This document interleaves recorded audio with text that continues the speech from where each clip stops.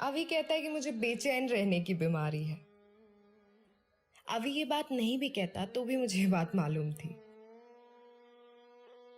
भटकने की फितरत लेकर पैदा हुए लोग अपना जेनेटिक स्ट्रक्चर कैसे बदल डालेंगे भला? अभी कहाँ बदला कि मैं बदल पाती? अभी तक मेरा यही आवेग, मेरी यही बेचैनी अभी को मुझसे जोड़े रखती थी। अभी नहीं बेचैनियों में वो शिकायतें ढूंढता रहता है। जब लिव इन ये है तो शादी क्या है? बच्चे पैदा करने की मजबूरी। मैं ना अब अभी की भाषा बोलने लगी हूं। और अभी मेरी लिव इन के खतरों में से सबसे बड़ा खतरा।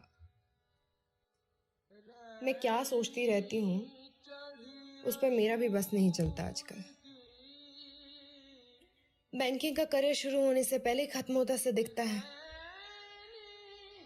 अभी के साथ भी कहां तक जाऊंगी ये भी नहीं मालूम। फिर चैन आए तो कैसे? कभी लगता है कि योगा इंस्ट्रक्टर बन जाऊं,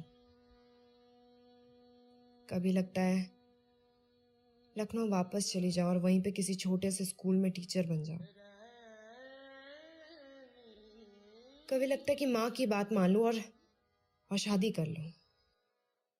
अभी से नहीं बल्कि किसी नॉर्मल इंसान से जो मुझे नॉर्मल बच्चे दे सके, जिसके लिए खाना बनाते हुए और जिसके बच्चों के नाक पोंछते हुए मेरी उम्र का आधा हिस्सा निकल जाए।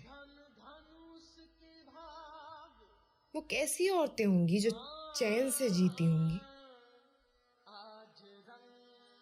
मैं लकड़ी का एक पुल पार कर स्कूल जाया करता था। आइजोल के उस सेंट्रल स्कूल में हिंदी बोलने वाले कम ही बच्चे थे। पता नहीं ऐसे कितने सेंट्रल स्कूल में पढ़ता रहा हूं। पता नहीं कितनों से दोस्ती हुई और कितने बिछड़ गए।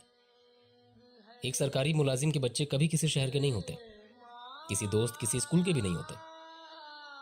और अगर वो सरकारी मुलाजिम अपने परिवार का भी ना हुआ हो तो उसके बच्चे का खुदा ही मालिक है। मैं बहुत सारे अजनबियों के साथ रहा हूं। सबने यही यकीन दिलाया कि जिससे भी खूब प्यार करोगे वो आपका हो जाएगा। मैंने दूसरों को प्यार करना खूब सीखा, दूसरों के रास्ते खुद को प्यार करना खूब सीखा। नार्सिसिस्ट हूं, दूसरों में अपना अक्स देखकर प्यार करता रहता हूं उसी को।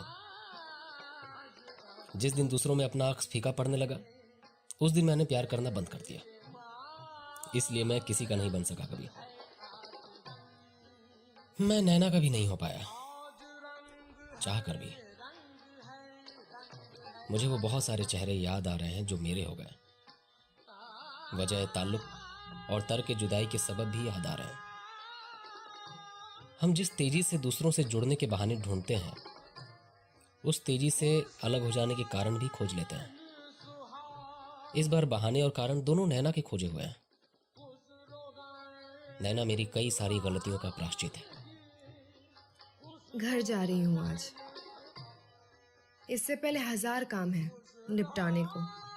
घर के, बाहर के, पैकिंग करनी है, बैंक का काम करना है, दोस्तों से किए झूठे वायदे निभाने हैं। मॉर्निंग वॉक छूट नहीं सकती और बैंक में आपके बदले कौन कराए काम। तमाम कोशिशों के बावजूद मैं डिसऑर्गेनाइज्ड ही बनी रहती हूँ।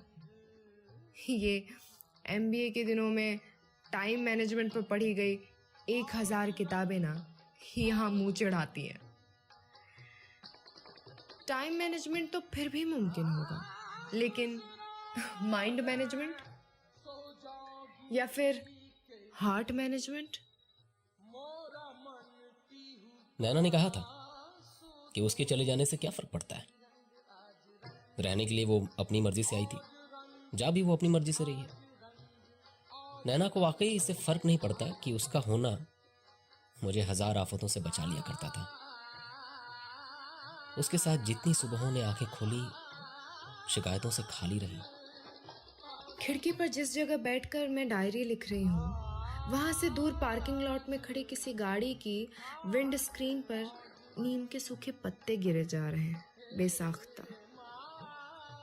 मैं घर से निकला तो आवारगी और बेपरवाही में बिताए लम्हों से बुनी हुई चादर के नीचे पनाह ढूंढ ली।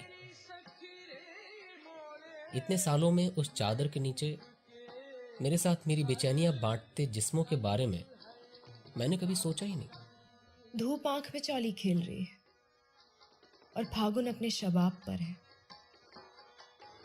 सामने दूर क्षितिज पर कुछ दिखता नहीं, एक अंतहीन सड़क दिखती है बस। नैना ने मुझे सोचना सिखाया था। मैं उसको जो सिखाने की कोशिश कर रहा था, शायद वो उसे पसंद नहीं आया।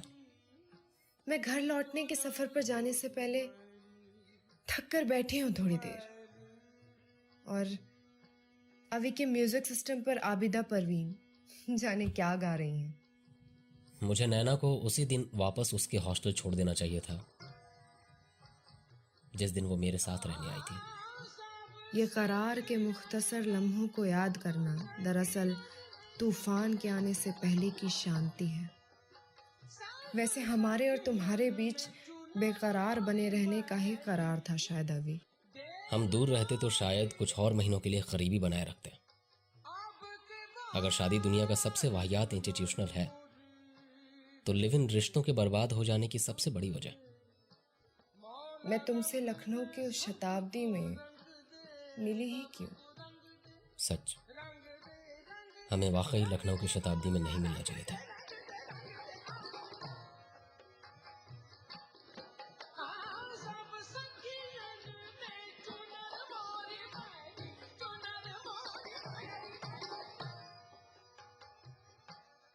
सब सखियन में चुनर मोरी मैली, देख हसे नर नारी, अब के बहार चुनर मोरी रंग दे, रख ले लाज हम